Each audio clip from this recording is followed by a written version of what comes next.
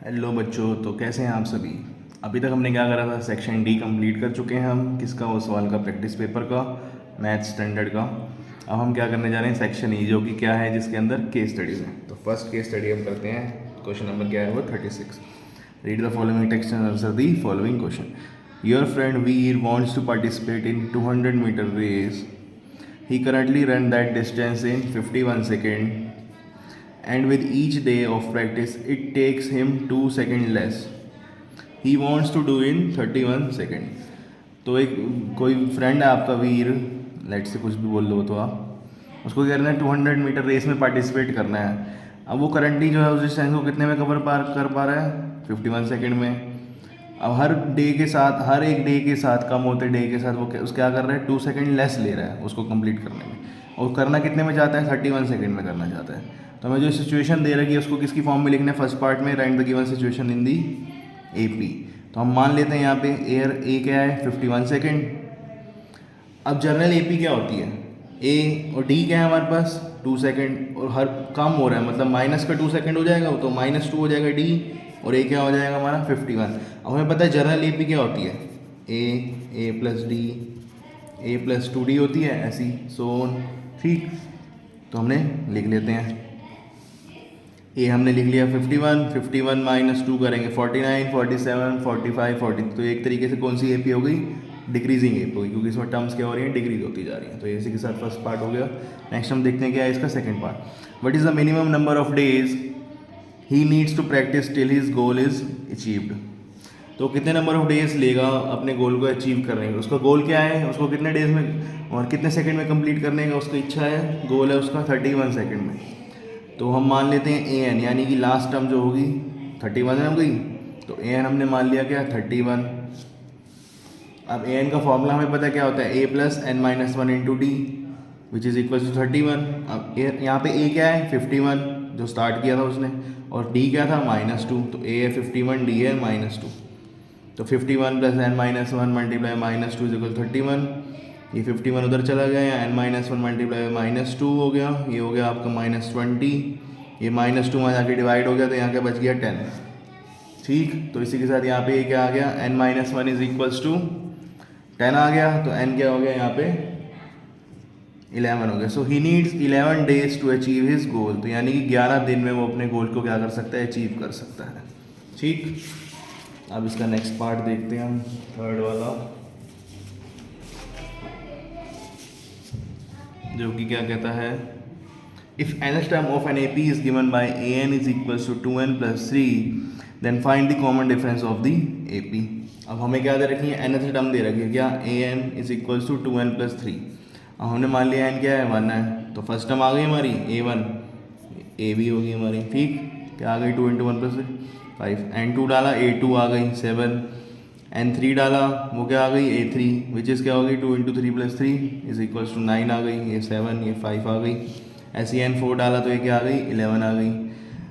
अब डिफरेंस निकाल लेते हैं, पहले दो टर्म का डिफरेंस चेक करते हैं, तभी पता चल पाएगा। ये इसकी AP निकालनी है ना हमारे को, कॉमन डिफरेंस और निकालना है, इसमें कॉमन डिफरेंस निकालना है। तो पहली दो टर्म को माइनस करके देखते हैं क्या आएगा। A2 - A1 किया हमने, क्या आ गया 2। A3 - A2 किया, चेक करने के लिए क्या आ गया 2। तो कॉमन डिफरेंस क्या है हमारा, 2 है यहाँ पे। अब इसी का एक और पार्ट है, वो भी देख लेते हैं क्या कहता है,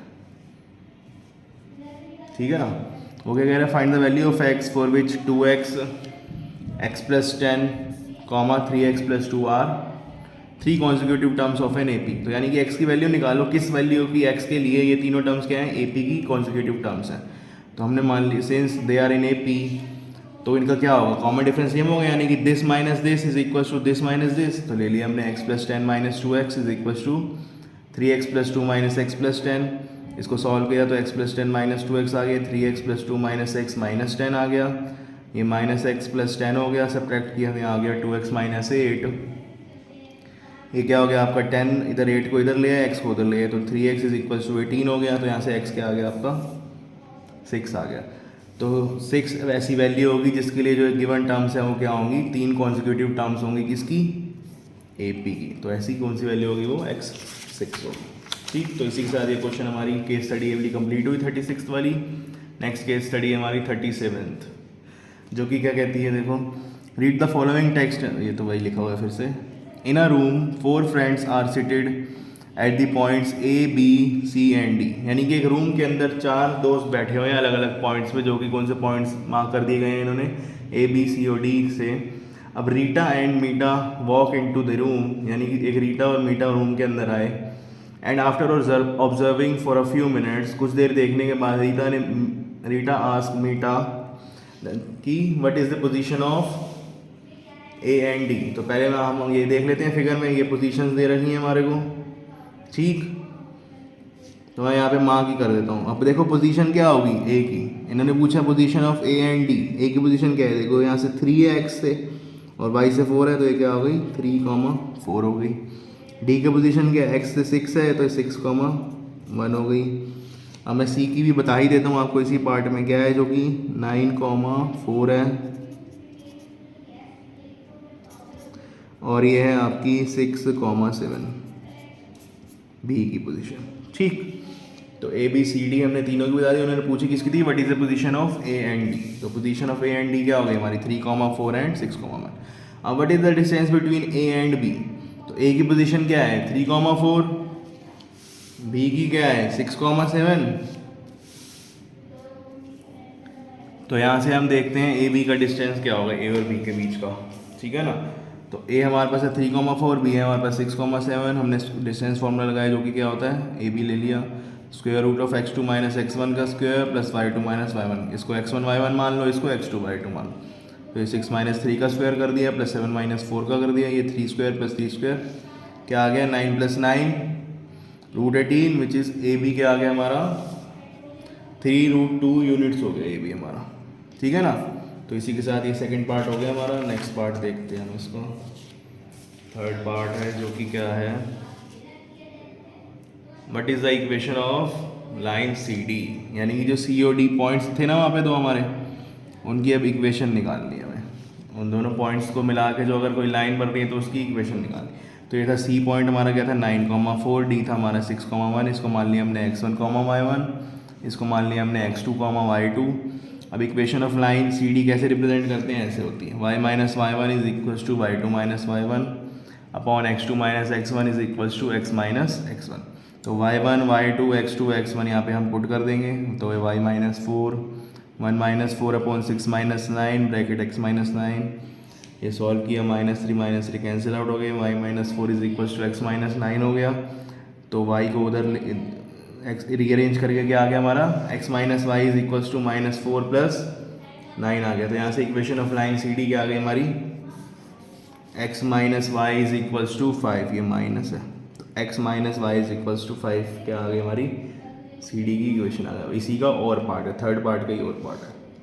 वो क्या कह रहा है, what is the middle position of B and C, यानी कि मिडल पोजीशन मतलब मिड पॉइंट निकालना है। तो बी और सी पॉइंट है हमारे पास, क्या क्या है वो, ये देखो बी पॉइंट हमारा 6,7 है, सी पॉइंट हमारा क्या 9,4 है, इसको मान लिया x1 y1, इसको मान लिया हमने x2 y2। अब ई को मान लेते हैं क्या है, कोई मिडल पॉइंट है इसका, किसका बी और सी का, तो यहाँ मान लेते हैं ई, ठीक। तो उसके कोऑर्डिनेट्स कैसे दिए जाएंगे, x1 plus x2 y2 comma y1 plus y2 y2, यानी कि y कोऑर्डिनेट क्या होगा y1 plus y2 divided by 2 और x कोऑर्डिनेट क्या होगा x1 plus x2 divided by 2। अब x1 y1 डाल x1 x2 डाल दिया 9 प्लस 6 अपॉन 2 और ये 7 प्लस 4 अपॉन 2, तो यहाँ से क्या आ गया 15/2 और कॉमा 11/2। तो ये क्या आ गया मिडिल पोजीशन आ गई किसकी बी और सी की, which means mid point of B and C. तो इसी के साथ ये वाली केस स्टडी हमारी क्या हो गई कंप्लीट हो गई। तो नेक्स्ट केस स्टडी हमारी कौन सी है 38। अभी क्या कह रही है, फिर वही लिखा हुआ है read the following and answer the question. अब पढ़ते हैं इसको क्या बोलती है। An electrician has to repair an electric fault on the pole of height 5 meter. एक पोल है उसकी हाइट क्या दे रखी है 5 metre. He needs to reach a point 1.3 metre below the top of the pole to undertake the repair work. यानी कि जो top है ना इसका, ये हमने बनाया भी है, ड्रॉ करा हुआ है कुछ कुछ। ए बी को मान लिया हमने क्या है पोल है 5 मीटर का। अब पोल के टॉप से जो है 1.3 मीटर के डिस्टेंस पे उसको क्या करना है एक फॉल्ट को रिपेयर करना है इलेक्ट्रीशियन को। तो ये ए डी को मान लिया हमने क्या है पोल की हाइट, ए बी हमने मान लिया जो फॉल्ट है देखना है। ये ट्रायंगल बन गया आपका बी डी सी ये सारे पॉइंट्स हमने क्या कर दिए, मार्क कर दिए। तो what is the length of B D, तो ये बी डी बताना है हमारे को, बी डी क्या होगा। ठीक, अब हमारे को क्या दे रखा है, ए डी हमारा हमने मान लिया है क्या 5 मीटर, ए बी हमारा है 1.3 मीटर, तो ए बी डी क्या हो जाएगा, A D minus A B, तो इतना बचेगा ना बी डी, तो हमारा आ जाएगा A D minus A B B D, तो 5 माइनस 1.3 विच इज़ 3.7 मीटर। तो इसी के साथ हमारा क्या आ गया, ये बी डी आ गया। नेक्स्ट क्या है सेकेंड पार्ट इसका, what should be the length of the ladder when inclined at an angle of 60 degree to the horizontal. तो हॉरिजॉन्टल से जो इसका एंगल है वो क्या है, 60 डिग्री है। तो लेंथ निकालनी है इसकी, ये लैडर मान लो उसने लैडर रखी होगी पोल के साथ ऊपर चढ़ने के लिए, तो ये बी सी को ये लैडर बोल रहे हैं, ठीक है। तो ये बी सी क्या है, लैडर है एक तरीके से। तो in triangle B D C sine 60 लगा दिया हमने, वो क्या हो गया B D upon B C हो गया। साइन 60 की वैल्यू क्या होती है, √3/2, बी डी है 3.7, तो यहाँ से सॉल्व किया तो बी सी क्या आ जाएगा हमारा, सॉल्व करोगे अब √3 की वैल्यू डाल देना 1.732, ठीक है। तो यहाँ से इसको आप सॉल्व करोगे तो क्या आ जाएगा, बी सी 4.27 आ जाएगा, 4.27 मीटर क्या आ जाएगा, लेंथ ऑफ लैडर आ जाएगी, ठीक। तो नेक्स्ट हम आते हैं थर्ड पार्ट पे इसके, how far from the foot of the pole should be place the foot of the ladder, यानी कि फुट ऑफ पोल, ये था फुट ऑफ पोल, इससे कितनी दूरी पे फुट ऑफ लैडर प्लेस किया गया, विच मीन्स डी सी निकालना है, सिंपल वर्ड्स में बोलूँगा। फिर से उस ट्रायंगल में गए हम बी डी सी में, अब इसमें हमने क्या लगा दिया, tan 60 लगा दिया, जो कि क्या होता है परपेंडिकुलर अपॉन बेस, तो B D upon D C हो गया, tan 60 √3, B D upon D C आए, B D upon D C, sorry ये बी सी लिखा हुआ है यहाँ पे, डी सी आएगा, B D upon D C. तो ये बी डी की ये √3 इज इक्वल टू 3.7 हमारा आ गया, 3.7 अपॉन डी सी आ गया। तो यहाँ से हम उसको डी सी उधर ले जाएंगे, √3 इधर ले आएंगे, ठीक।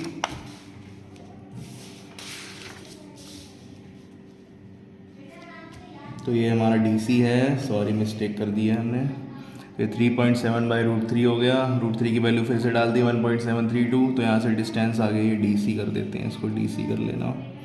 तो डी सी जो डिस्टेंस ऑफ फुट है, फुट ऑफ लैडर है फ्रॉम फुट ऑफ पोल, वो क्या आ जाएगा आपका 2.13 मीटर। अब इसी थर्ड जो पार्ट था ना इस केस स्टडी का 38, इसी का थर्ड का और पार्ट है, वो क्या कहता है,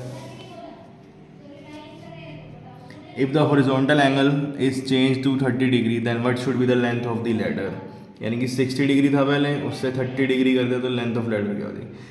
मतलब एंगल बी सी डी क्या कर दिया इन्होंने 30 डिग्री का। फिर से उस ट्रायंगल में आ गए हम कौन से, बी डी सी में।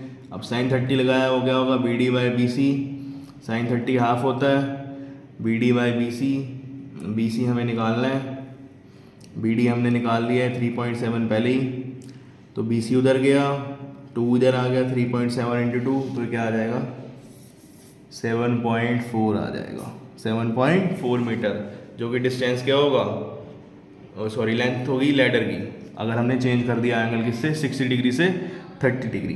तो इसी के साथ हमारा ये सैम्पल पेपर 1 क्या होता है, कंप्लीट होता है उस सवाल का, प्रैक्टिस सैम्पल पेपर 2023-24 का, ठीक।